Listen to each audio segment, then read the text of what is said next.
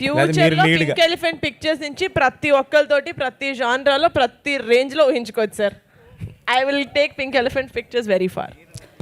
మానస గారు, నిహారిక గారు సార్, ఇప్పుడు కొంతకాలం తర్వాత మనకి హ్యాపీ డేస్ కానీ కంచరపాలెం కానీ లేకపోతే హ్యాపీ డేస్ కంచరపాలెం కమిటీ కుర్రాళ్ళు సినిమాలు వచ్చినప్పుడు ఒక బంచ్ ఆఫ్ టాలెంట్ పరిచయం అయ్యేది ఇండస్ట్రీలోకి. వాళ్ళు అది విజిటింగ్ కార్డ్ లాగా ఉపయోగపడేది. కమిటీ కుర్రాళ్ళ నుంచి చాలామంది ఎక్స్ట్రాక్ట్ అయ్యారు. ఇప్పుడు ఇండస్ట్రీలో చాలా మంచి మంచి ప్రాజెక్ట్స్ చేస్తున్నారు. ఒక ప్రొడ్యూసర్గా ఈ జర్నీ అంటే కొత్త వాళ్ళతో పనిచేసే జర్నీ మీకు ఎంత సాటిస్ఫాక్షన్గా ఉంది?